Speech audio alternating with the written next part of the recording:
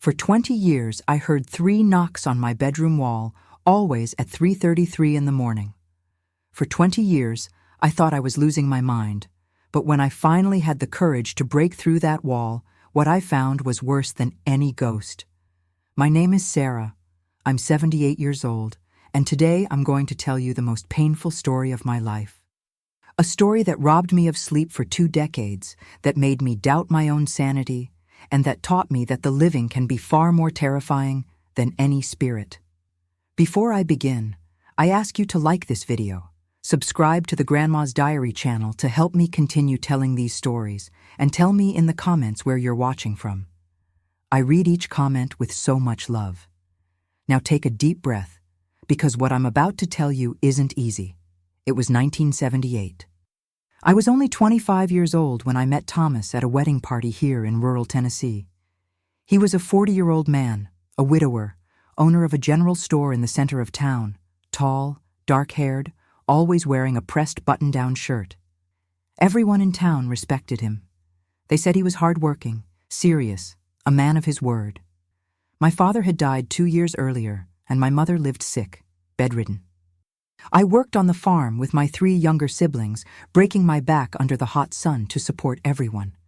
When Thomas started courting me, my mother was overjoyed.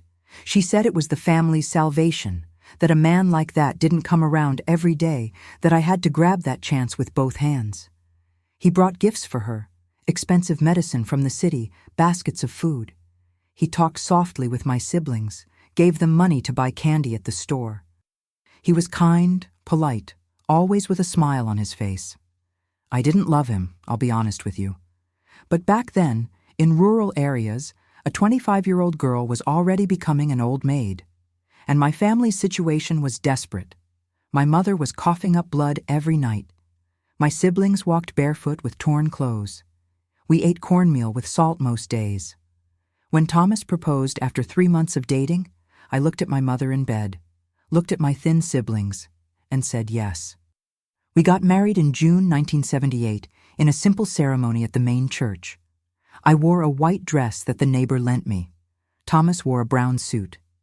After the service, he took me to his house, a brick house with 3 bedrooms behind the store. For me, who had lived my whole life in a shack, that house was a palace. It had concrete floors, glass windows, even a bathroom inside the house with a real toilet. I felt like the luckiest woman in the world that day. But luck, my dears, has a habit of turning to misfortune when you least expect it. Orchestrated script translation and cultural adaptation strategy. Continuando a tradução e adaptação. Preciso manter o ritmo narrativo e adaptar culturalmente tudo. Vou continuar. The first night was strange. Thomas was cold, mechanical, rushed. There was no affection, no conversation, nothing of what I had imagined a honeymoon would be. When it was over, he turned to his side and slept. I lay there, looking at the wooden ceiling, wondering if marriage was just that. But I thought it was just a widower thing, used to living alone, that with time he would get used to me and things would get better. We slept. I was exhausted from all the emotion of the day. And then, at 3:33 in the morning, I heard 3 knocks on the bedroom wall. Dry, strong, spaced out. 1 knock, pause, another knock, pause, 3rd knock, and silence. I woke up with a start, my heart racing. I lay still in bed, paying attention, waiting to hear it again, but nothing more came. Just the heavy silence of dawn and Thomas's heavy breathing beside me. Had I been dreaming? Was it the exhaustion from the day? I had drunk a sip of liquor at the party. Maybe that was it. I turned to the side and tried to sleep again. On the second night, same thing. 3:33 in the morning, knock, knock, knock. 3 knocks on the wall. This time I was absolutely sure I wasn't dreaming. I was awake, conscious, and those knocks were real. I nudged Thomas with my elbow. Thomas, Thomas, wake up! He grumbled irritably. What is it, woman? What time is it? Didn't you hear the knocks on the wall? He opened his eyes, was silent for a few seconds, as if paying attention. Then he sighed, and turned to me with that sleepy face. "What knocks?" "I didn't hear anything, Sarah. You must be hearing the wind blowing something outside or rats in the ceiling. Old houses are like that. They make noise. Go to sleep, woman." But I was certain it wasn't wind or rats. It was knocking, strong knocking, coming from inside the bedroom wall, beside the headboard. But Thomas had already turned his back and gone back to sleep. So I stayed quiet. I didn't want to be annoying. I didn't want to seem like a scared woman right in the first days of marriage. The third night, knock, knock, knock, 3:33 in the morning. Always at the same time, always the same sequence. This time I didn't wake Thomas. I lay there motionless, looking at the wall, trying to understand what the hell was causing that noise. On the fourth night, I was already waiting. I stayed awake, looking at the wall clock in the living room through the half-open bedroom door. When the hand marked 3:33, I held my breath and it came. Knock, knock, knock, exactly on time. Always 3 knocks, never more, never less. In the morning, over coffee, I mentioned it to Thomas again. "Thomas, every night at 3:33 in the morning, I hear 3 knocks on our bedroom wall. Are you sure there's nothing there?" He was spreading butter on his bread, didn't even look up at me. "Sarah, I already told you, it must be a rat or the house's woodwork creaking. Wooden houses make noise. It's normal. Stop being silly, woman. Don't you have better things to think about?" The way he spoke, dry, harsh, made me swallow my words. I lowered my head and stayed quiet. I didn't want to fight, didn't want to seem annoying, but those knocks were robbing me of sleep, making me nervous. A week went by. Every single dawn, 3:33, the knocks came. I started to fear sleeping. I would lie there waiting for the time to come, tense, sweating cold. When the knocks happened, my whole body would get goosebumps. I would pull the sheet up to my chin and lie there motionless until sleep won again. 2 weeks, 3 weeks, a whole month. The knocks never failed. They were punctual like a clock.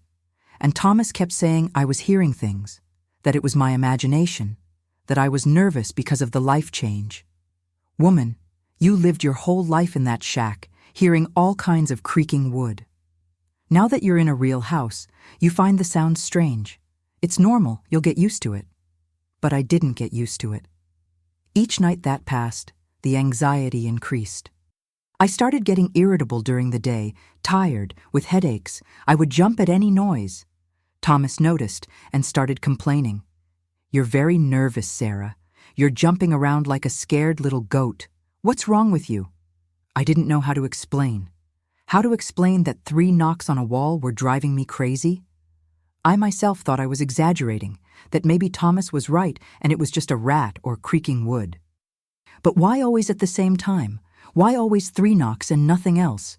2 months married, I was losing weight. I couldn't eat properly, couldn't sleep properly. I had deep, dark circles, pale skin.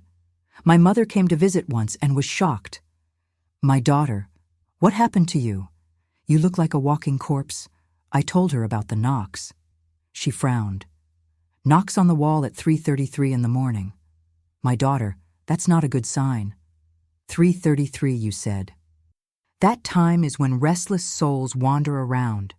It could be a haunting. My blood ran cold. I had never thought of that. Haunting, spirit, soul from another world. Thomas was a widower. Could his first wife be jealous? Could her spirit be knocking on the wall to scare me, to send me away? That night I was terrified. When 3:33 came and the knocks arrived, I grabbed Thomas's arm so hard that he woke up irritated. "What now, Sarah?" "The knocks. Didn't you hear them? Your first wife might be haunting the house." Thomas turned on the bedroom light, looked at me with a face I'll never forget, a mixture of anger and contempt. "Sarah, are you going crazy, stone crazy? There's no haunting. My first wife died and was buried. She's resting in peace. Stop this nonsense and let me sleep." He turned off the light with a violent slap on the switch and turned his back. I lay there alone in the dark, hearing my own heart beating irregularly. Was I really going crazy? Was it all in my head? 3 months after the wedding, I discovered I was pregnant. When I told Thomas, he didn't even get excited, just said, "Oh, okay," and continued reading the newspaper. I expected a hug, a smile, some show of joy, but nothing came. That man was cold as a block of ice. Pregnant, I thought the knocks would stop. I don't know why, but I had in my head that it was temporary, that eventually it would end. But it didn't end. My belly grew, 3 months, 4 months, 5 months, and every single dawn, 3:33, knock, knock, knock. I no longer talked about the knocks with Thomas. Tired of being called crazy, of being called neurotic, I kept everything to myself, but it was eating me up inside. I started having nightmares. I dreamed of his first wife chasing me, of hands coming out of the wall, of terrible things. One day, in the 6th month of pregnancy, I couldn't take it anymore. I waited for Thomas to leave for work at the store and called Mrs. Patterson, the older neighbor, a lady of almost 70 who lived on the back street. I told her everything, crying desperately. "Mrs. Patterson, I don't know what to do anymore. Every night I hear these knocks and my husband says I'm crazy, but I know I'm not. I hear them. I'm sure." Mrs. Patterson took my hand affectionately. "My dear, have you tried blessing the house? Have you called a priest? Sometimes the house really has bad things. I know a very good spiritual healer, Mrs. Raymond. She can come here and do a spiritual cleansing." But I was afraid to call a spiritual healer without Thomas knowing. He already called me crazy all the time. Imagine if I brought a spiritual healer into the house without his permission. He would kill me. So I thanked Mrs. Patterson and stayed with my anguish. The worst part is that I started noticing other strange things about Thomas. He disappeared a lot. Entire weekends, he said he was traveling to buy merchandise for the store in neighboring towns. He would leave Friday morning and only return Monday night. He left me alone in that house, pregnant, hearing those damn knocks every dawn. When I complained, he was rude. "Sarah, I have to work." Do you think money falls from the sky? Do you think this child you're expecting will raise itself? Stay quiet and stop complaining.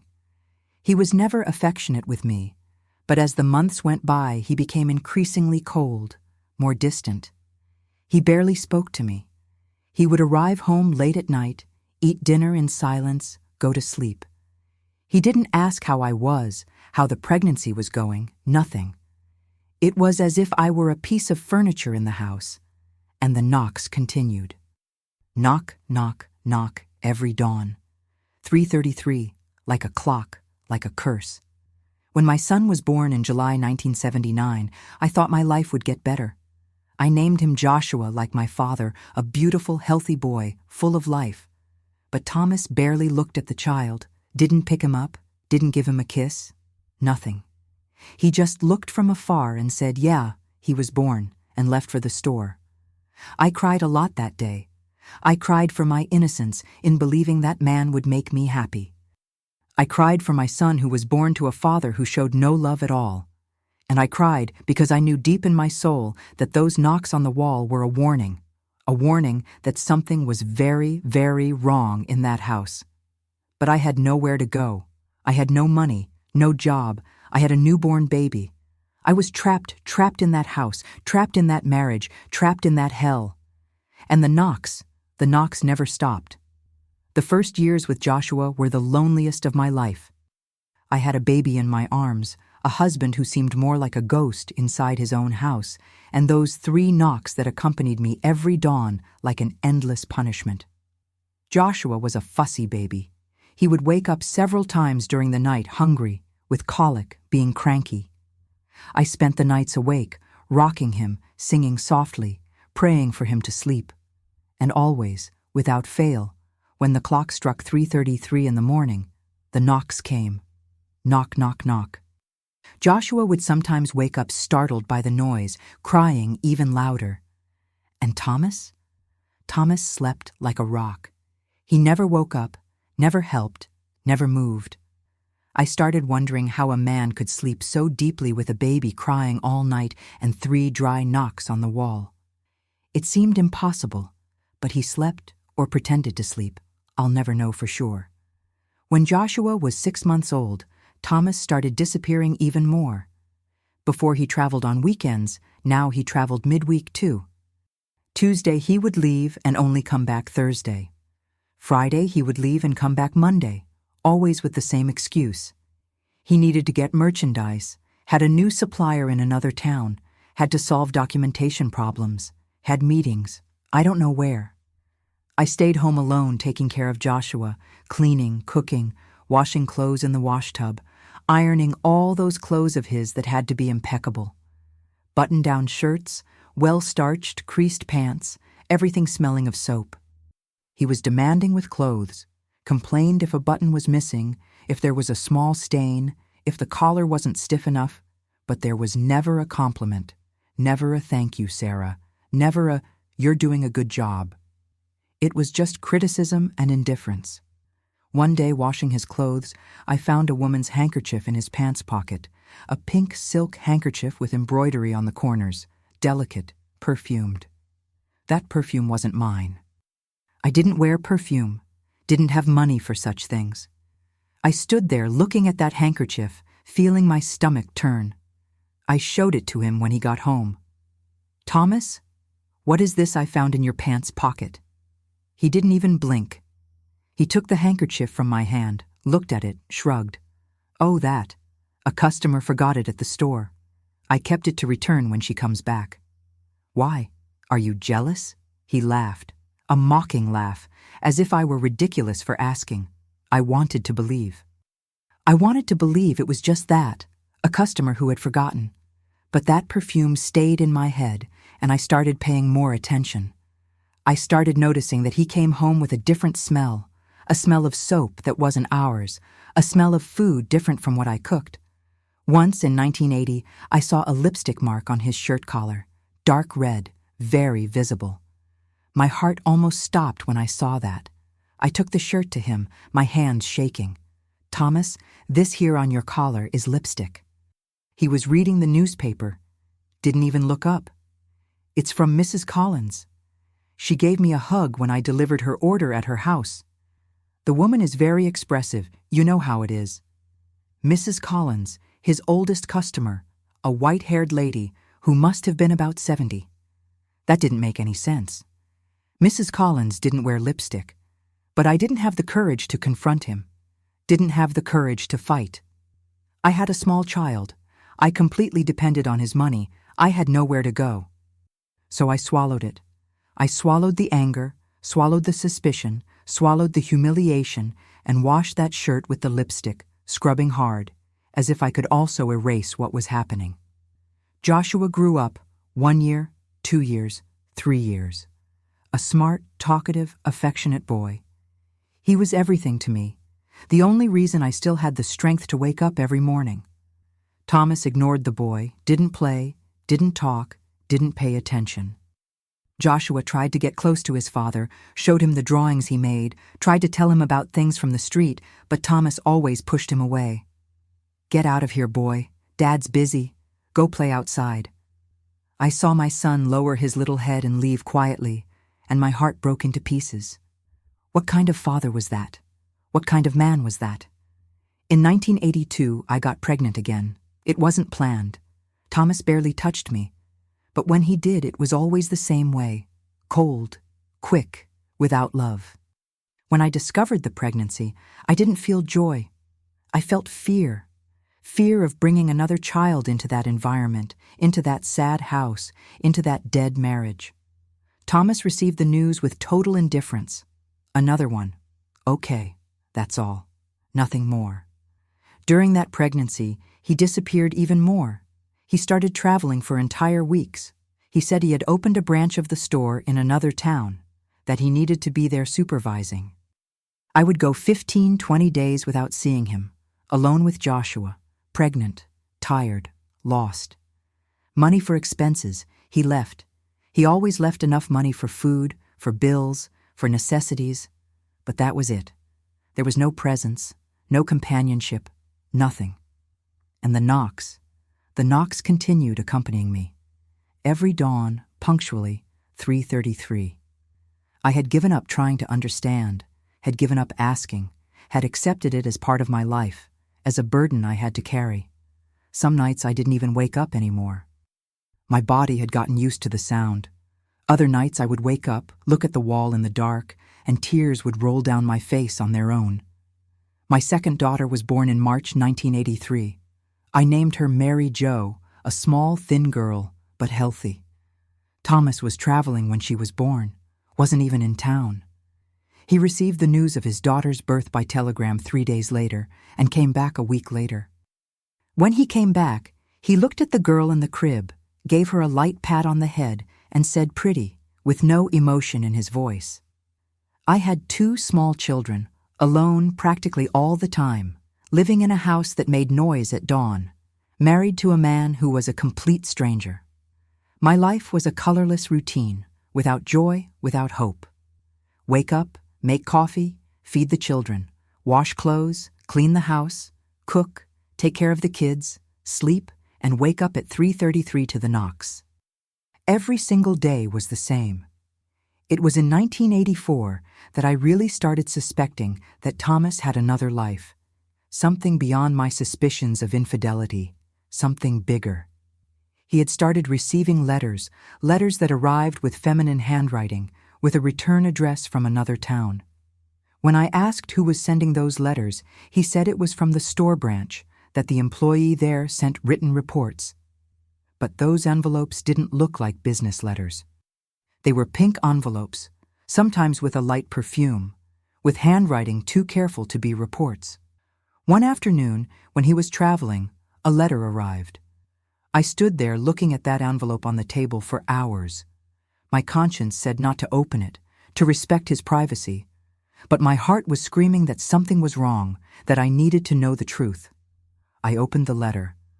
My eyes ran over the lines written in blue pen, and my world collapsed. My love, I miss you.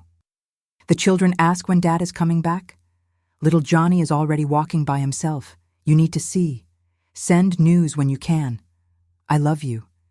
Kisses from all of us. I read that 3, 4, 5 times. It couldn't be true. It couldn't.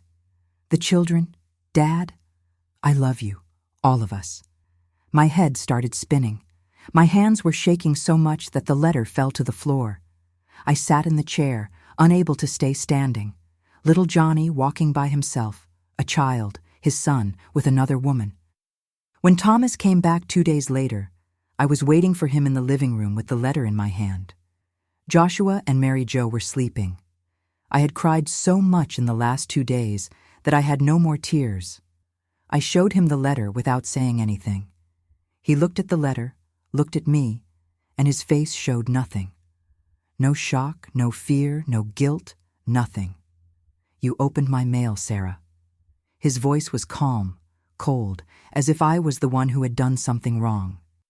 Do you have another child with another woman? He sighed as if he were tired, as if I were a nuisance. Sarah, you don't understand things. You don't understand men. I have obligations you don't know about, things that are none of your business. What matters is that you and the children don't lack anything here. There's food on the table, a roof over your head, clothes on your body. The rest doesn't concern you. I couldn't believe what I was hearing. He was admitting it. He was saying he had another family and still saying it was none of my business. Thomas, are you telling me you have another child with another woman? And that's none of my business?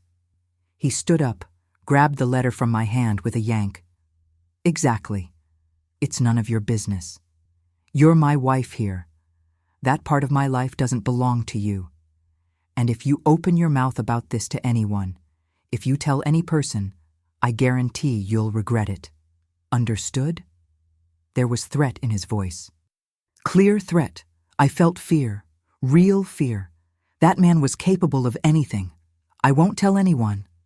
Good. And stop opening other people's letters. That's invasion of privacy. If it happens again, you'll see.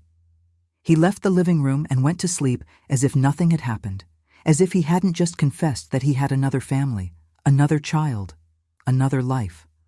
I sat in that chair until the sun came up. Joshua woke up calling for Mommy, and I had to get up, make coffee, pretend everything was okay, take care of the children. But inside I was dead. In the following weeks, I kept watching, started paying attention to every detail, and saw things I hadn't seen before or hadn't wanted to see. The money. Thomas always had money, lots of money. The store didn't make that much profit. There were days he came home with large stacks of bills, kept everything in a dresser drawer that he kept locked. I had never wondered where so much money came from, but now I wondered. Did he have other businesses? Did the other family also receive money from him? How much money did he make to support 2 houses, 2 families? The phone calls. The store had a phone, but our house didn't. But sometimes, late at night, the store phone would ring, and I would see Thomas going out the back door to answer. He would stay there talking quietly, sometimes laughing, sometimes serious, for 20-30 minutes. When he came back, he never said who it was. I never asked any more. I had learned to stay quiet. The clothes.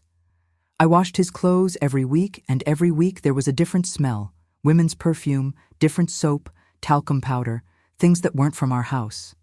I washed everything, scrubbed everything, removed every trace of that other life of his, and he didn't even notice, didn't even thank me. It was in 1985 that Thomas started getting sick. He lost weight very quickly. His skin turned yellow. He started coughing a lot, complained of chest pain, shortness of breath, but refused to go to the doctor. He said it was nonsense, that it would pass, that it was just work fatigue. In June 1985, he had a severe crisis. He fell to the floor of the store, out of breath, in great pain. The neighbors brought him home, and I had to call the doctor urgently. The doctor examined him and said it was serious, that he needed to go to the hospital in the capital for tests. But Thomas refused. "I'm not going to any hospital. I'm going to die right here in my own house." And that's what happened. In August 1985, Thomas died. I don't know exactly what from. The doctor said it was his heart, it was his lungs, it was age, it was so many things together that his body couldn't take it. He died on a Tuesday afternoon in our bedroom bed. Joshua was 6 years old. Mary Jo was 2. I was 32 years old and was a widow. I won't lie to you. I didn't cry. I stood there looking at his body in bed and felt nothing. Not sadness, not relief, not anger, nothing. It was as if I were looking at a stranger. The wake was small. Some people from town came to offer condolences. No one from the other family appeared. Did they know he had died? Had he already been dead to them for a long time? I never knew. We buried Thomas in the town cemetery. When the coffin went down into the grave and they started throwing dirt on top, I felt something strange, a mixture of freedom and fear. Freedom because that cold, cruel, lying man had finally left my life. Fear because now I was alone with 2 small children, without money, without direction, without knowing what to do. I came back home after the burial, put the children to bed, took a shower, lay down in the bed that was now only mine, and when the clock struck 3:33 in the morning, I heard knock, knock, knock. My blood ran cold. The knocks continued. Thomas was dead, buried, and the knocks continued. Right then, I knew that it had never been a rat, had never been creaking wood, had never been my imagination. Those knocks came from somewhere, from something that was in that wall. And now, without Thomas to call me crazy, I was going to find out what. But it would take 13 years until I had the courage to break through that wall. 13 years hearing those knocks every dawn, knowing that my dead husband wasn't making that noise, knowing that there was something there trapped, hidden, waiting to be discovered. The first week after the burial was the scariest of my life. I would lie in bed every night, counting the minutes until 3:33. My body would get tense, sweating cold, waiting for the moment. And when it came, knock, knock, knock, I would pull the sheet up to cover my entire head and stay there underneath trembling, praying quietly, asking for protection. If it wasn't Thomas's footsteps at dawn, if it wasn't him getting up and making noise, then what was it? Had my mother been right when she said it was a restless soul? Could his spirit be trapped in that house, knocking on the wall, trying to tell me something? Or worse, could he be angry at me for opening that letter, for discovering his secret, and now was tormenting me from beyond? A week after the burial, I woke Joshua in the middle of the dawn. "Son, come here to Mommy's bed quickly." He came, rubbing his sleepy little eyes, got under my arm. I kept waiting. When 3:33 came, the knocks came clear, strong, unmistakable. "Joshua, did you hear that?" He looked at me with those big 6-year-old child eyes. "Hear what, Mom?" "The noise, the knocks on the wall." He stayed quiet, paying attention, but it had already passed. The knocks never repeated on the same night. It was always 3 knocks, and that's it. Silence until the next dawn. "I didn't hear anything, Mom." "Can I go to sleep?" My son hadn't heard. A 6-year-old child with good hearing glued to me hadn't heard those knocks that to me were as loud as thunder. At that moment, I understood that only I heard them.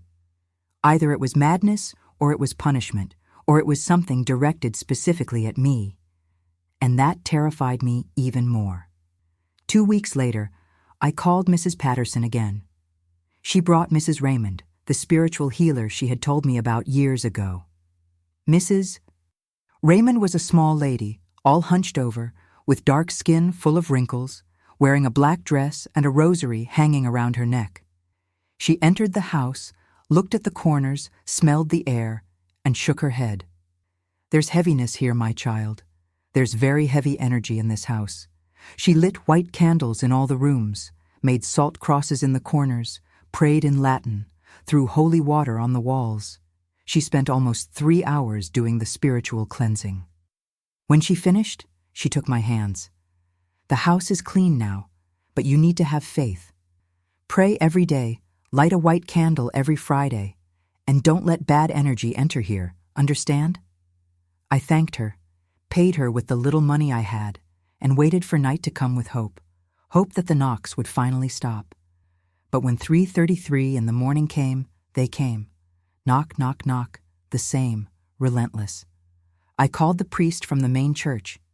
Father Augustus, a young man newly arrived in town.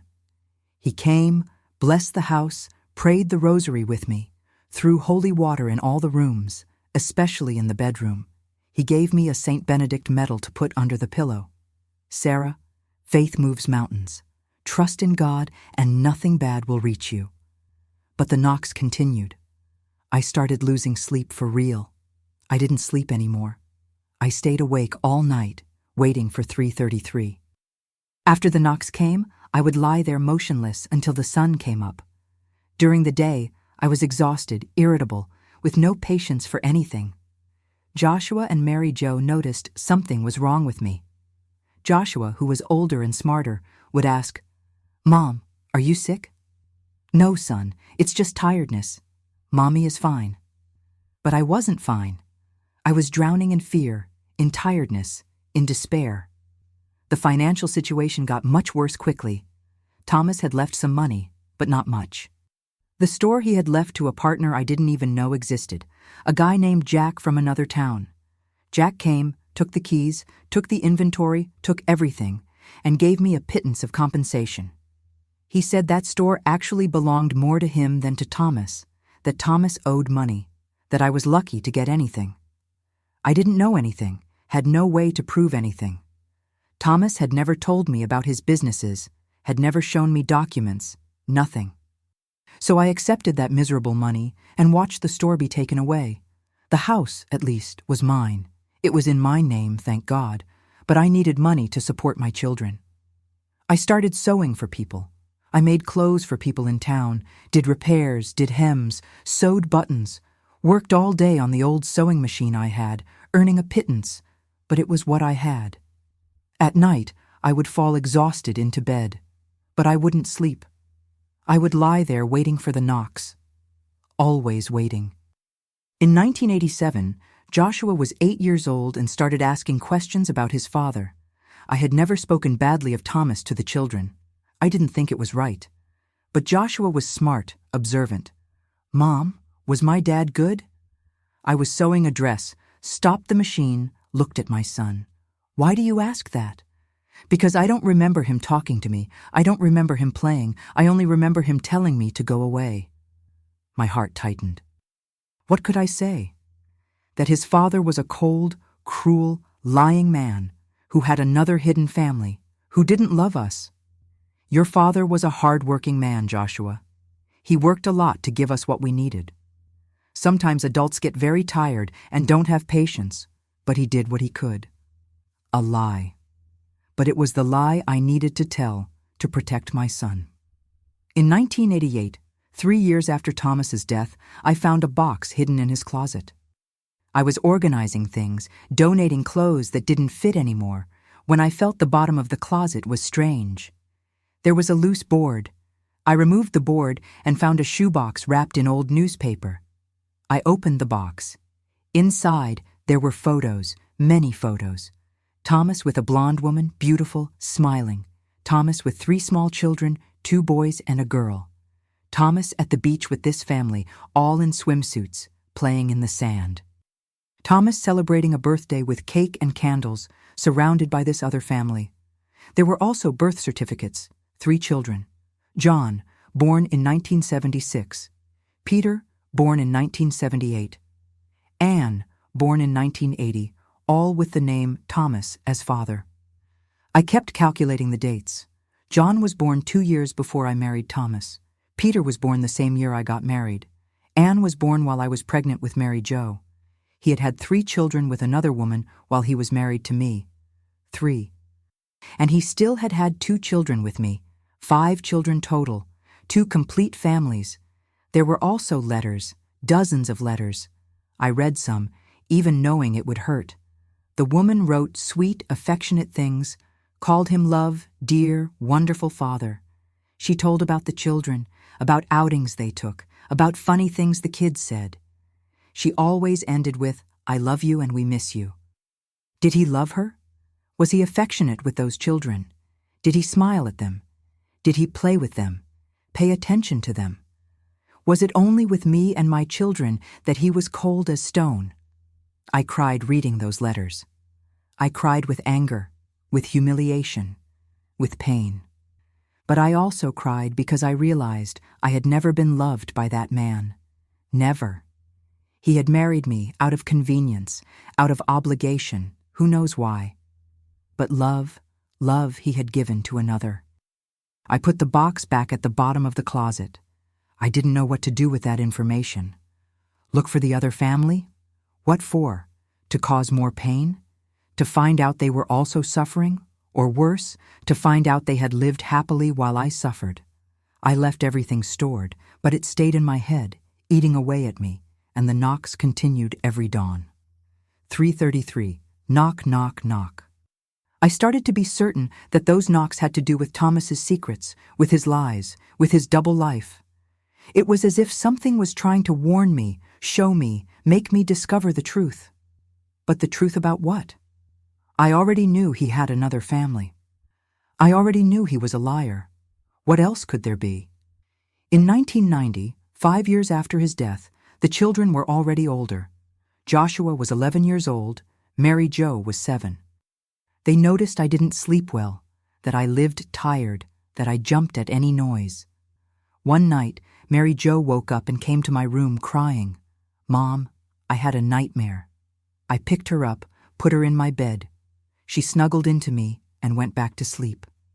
I stayed there caressing her hair, waiting for 3:33. When the knocks came, Mary Jo moved a little but didn't wake up. More proof that only I heard it. I started questioning whether it really was a haunting or if it was my mind playing tricks on me. But I knew it wasn't madness. I heard those knocks. They were real. In 1992, 7 years after Thomas's death, something happened that changed everything. I was at the town market when a woman approached me, blonde, beautiful, about 50 years old, well-dressed. She looked me up and down and asked, "Are you Sarah, Thomas's wife?" My blood ran cold. I knew that face. I had seen it in photos. I am. "Who are you?" "I'm Helen, Thomas's other woman."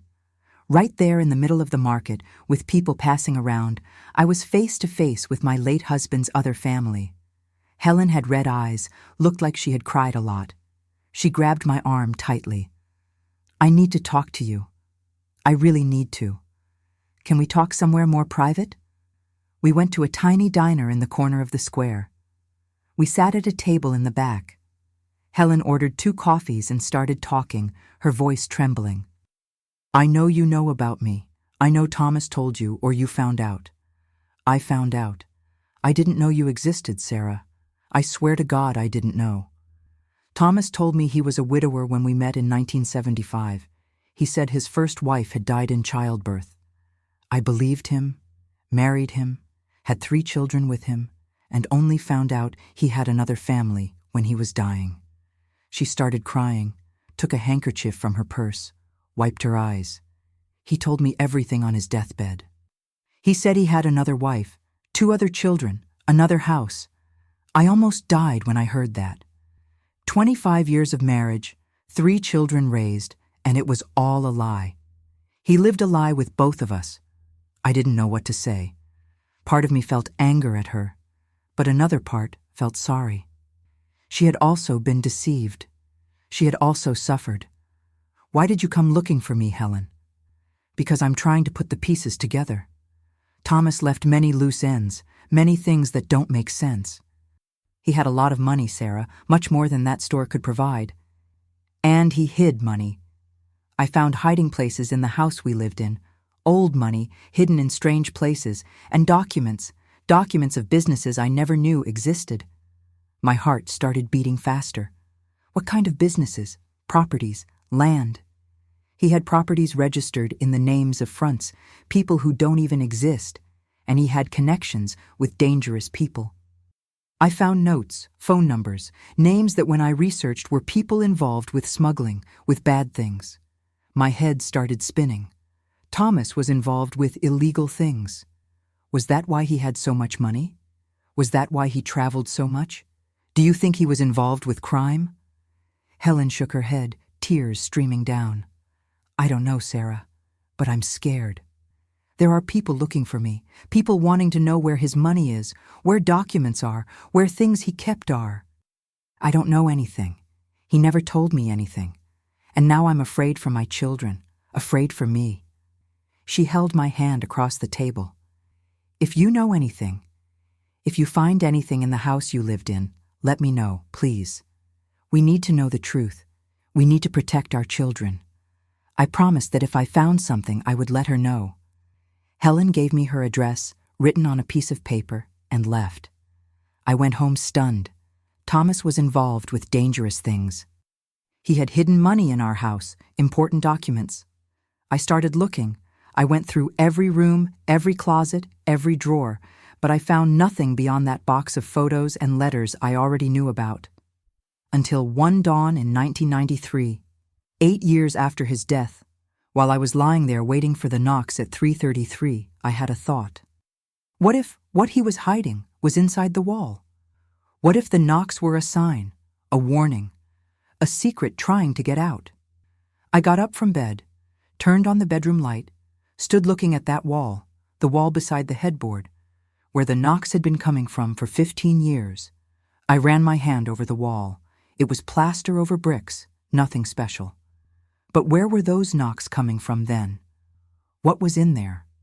I thought about breaking the wall right then, but I was afraid. Afraid of what I would find, afraid it was something worse than I imagined.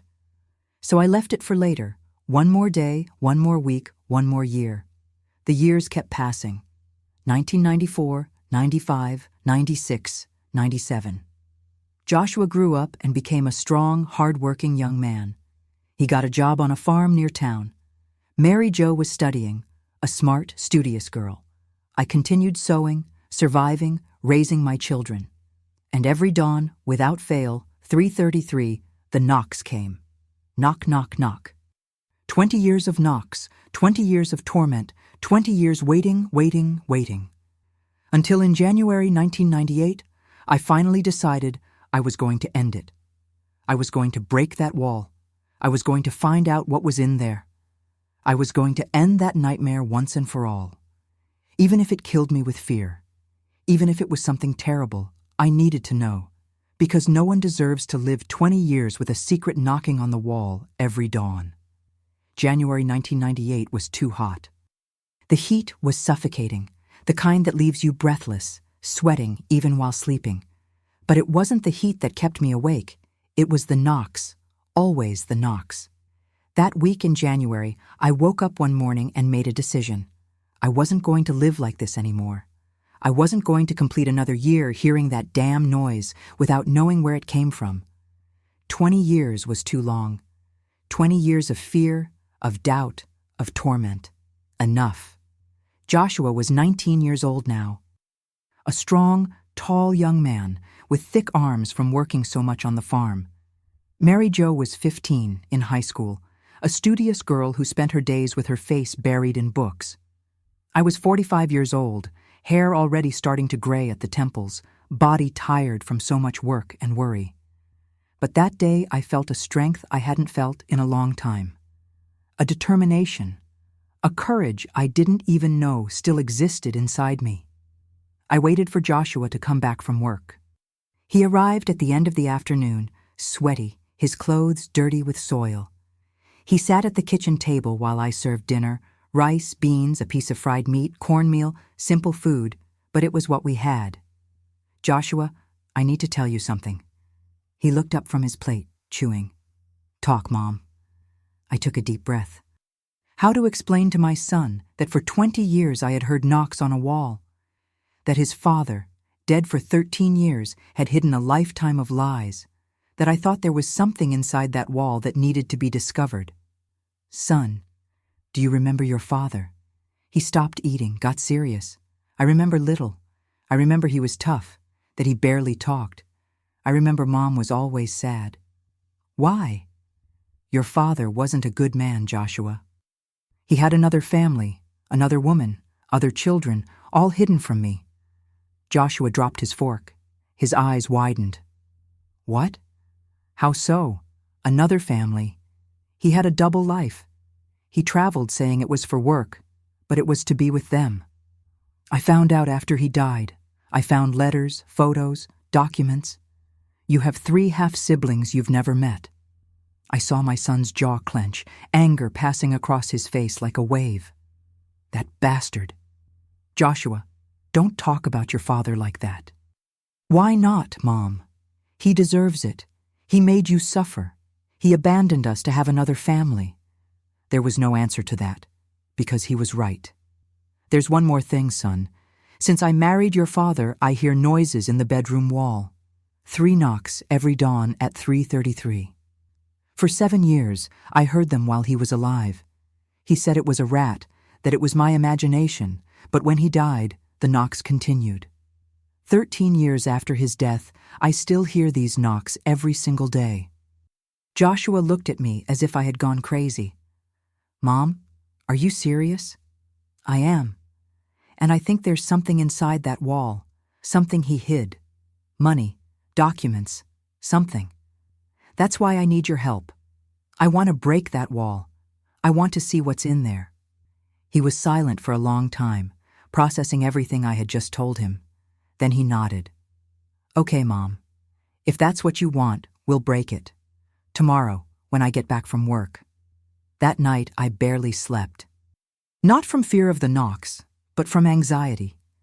Finally, I was going to find out. After 20 years, I was going to know what was making that noise. When 3:33 came, the knocks came as always. Knock, knock, knock. But this time, instead of shrinking in fear, I spoke out loud, alone in the dark room. "Tomorrow I'm going to find you. Whatever you are, tomorrow it ends." The next day took an eternity to pass. I was restless, tidying the house, cleaning things that were already clean, just to pass the time. Mary Jo noticed. "Mom, you're strange today. Did something happen?" "No, dear. Everything's fine. Just nervousness for nothing." When the sun started to set and Joshua came home from work, my heart raced. He entered the house, looked at me, and nodded. "Let's do this, Mom. before you change your mind. Mary Jo was at the neighbor's house studying. It was just me and Joshua. He went to get an old sledgehammer we had in the back room, one of those with a wooden handle and a heavy iron head. He came back to the bedroom, looked at the wall. Is it here? I pointed to the wall beside the headboard. It's there, on the left side of the headboard. That's where the sound comes from. Joshua pushed the bed away, leaned it against the opposite wall. There was just the bare wall left, with the white plaster a bit yellowed by time. He tapped lightly with his knuckles in various spots, paying attention to the sound. It's hollow here, Mom. This isn't solid wall. There's an empty space behind it. My heart almost jumped out of my mouth. Are you sure? I am. Look, listen. He tapped again. Knock, knock. The sound was different from the rest of the wall. It was duller, more hollow. There was space there. Mom, are you sure you want to do this? Because if I start hitting, I'm going to open a big hole. It's going to be work to fix it later. I'm sure. Break it. Joshua positioned the sledgehammer, took a deep breath, and hit. The first impact opened a crack in the plaster. Small pieces of mortar fell to the floor. He hit again and again and again. With each blow, the hole got bigger. The plaster fell, revealing the bricks underneath. He continued hitting, now on the bricks. One brick came loose, then another, then another. Dust filled the room, white, thick dust that got in the nose and throat. I was coughing, wiping my eyes, but I didn't leave. I needed to see, needed to know. After about 20 minutes of sledgehammer blows, Joshua stopped. There was a big hole in the wall, the size of a small window, and inside the hole, in the middle of the bricks and dust, there was something. A small wooden door, a little door about the size of a shoebox embedded there between the bricks. Mom, there's a door here. Joshua reached his hand through the hole, tried to open the little door. It was stuck, wouldn't open. He got a screwdriver, forced it around the edges, and finally the little door gave way. It opened with a dry creak. And then we saw a compartment, an empty space inside the wall about the size of a TV box, and inside it there were things. A small wooden safe, envelopes, bundles of paper wrapped in newspaper. Joshua reached his arm inside carefully, took out the wooden safe first. It was an old safe, heavy, locked with a small metal padlock. He shook the safe near his ear. There's something inside, something that moves. He put the safe on the floor, took the screwdriver again, forced the padlock. The metal was old, rusty. With a few blows, the padlock came loose and fell to the floor with a tinkle. Joshua opened the safe, and the first thing we saw was a clock. An old alarm clock, one of those table ones, wind-up, with a round face and two little bells on top. The clock was working. The hand was moving. Tick-tock, tick-tock, tick-tock. And then something happened that froze me to my soul. The hand reached a mark on the dial, and from inside the clock, a mechanism moved. A small metal hammer rose and hit the wooden side of the safe. Knock, pause, knock, pause, knock, 3 knocks. Exactly the sound I had heard every dawn for 20 years. Joshua looked at me with wide eyes. I had my hands covering my mouth in total shock. Mom, it was this. It was a clock. I picked up the clock with my hand shaking so much I almost dropped it. I looked at the dial. 3:33. The clock was programmed to knock at 3:33. For 20 years, that clock had rung inside the wall. It had a long wind-up system, one of those old ones that lasted months before needing to be wound again. Thomas wound it periodically. And when he died, the clock continued working by itself until the spring ran out. And then, with time, due to some defect in the mechanism, it had started working again, out of sync, knocking every dawn. I started laughing, a nervous, hysterical laugh, mixed with crying. 20 years thinking it was a haunting, that it was my husband's soul tormenting me, that it was divine punishment, and it was a clock, a damn old clock hidden in the wall. I wasn't crazy. My God, I wasn't crazy. Tears streamed down my face. 20 years of doubt, of fear, of torment, and it was a clock. But the question remained, why had Thomas hidden a clock inside the wall? What was that 3:33 a.m. alarm for? Joshua went back to the compartment in the wall, took out the envelopes, opened the first one. Money. Old bills, yellowed, old denominations, a lot of money. He counted quickly. There was more than $50,000 there, a fortune at the time that had been stored. He opened the second envelope. More money, and more and more. 4 envelopes full of old money. Then he got the bundles wrapped in newspaper. He opened the first one carefully. They were documents, land deeds, properties registered in names I didn't know, bank deposit receipts in accounts that weren't ours, receipts for huge payments to people I had never heard of. And then Joshua opened a different envelope, bigger, yellowed. From inside came photos, the same photos I had already seen before in the closet box. Thomas with the other woman, Thomas with the other 3 children. But there were more photos, photos I didn't know. Thomas at parties with men in suits, all laughing, drinking. Thomas in front of big trucks, full of boxes. Thomas shaking hands with men with criminal faces, those hard faces, scars, heavy looks, and there were birth certificates. Joshua picked one up, read aloud. John, born in 1976, son of Thomas and Helen. He picked up another. Peter, born in 1978, son of Thomas and Helen. He picked up the third. Anne, born in 1980, daughter of Thomas and Helen. 3 children. 3 children Thomas had had with another woman. Children who were blood siblings of Joshua and Mary Jo, but had never met. Joshua was pale. His hands trembled holding those papers. This man had an entire life hidden here inside this wall. I picked up the photos, looked at them one by one. In those photos, Thomas was different. He was smiling. He was happy. He had his arm around Helen, was holding the children in his lap, was laughing with them. He was an affectionate father, an attentive husband, everything he had never been with me. Did he hate me? Had he regretted marrying me? Did he look at me and see only obligation while he looked at her and saw love? The pain I felt at that moment was worse than 20 years of knocks on the wall, because now I had confirmation. He had loved her, had been happy with her. And with me? With me he had been cold, distant, cruel. But anger came too. Anger that he had done this.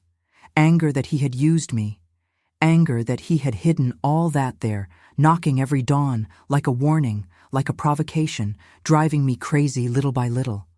That bastard. I started throwing the photos on the floor, one by one. Joshua tried to hold me. Mom, calm down, calm down, calm down. 20 years, Joshua. 20 years I heard these knocks. 20 years I thought I was going crazy, and this damn man was using this clock to wake up at dawn and come here to check his hiding place without me noticing. He made a fool of me, made me believe I was crazy, while he hid money, hid documents, hid an entire family inside this wall.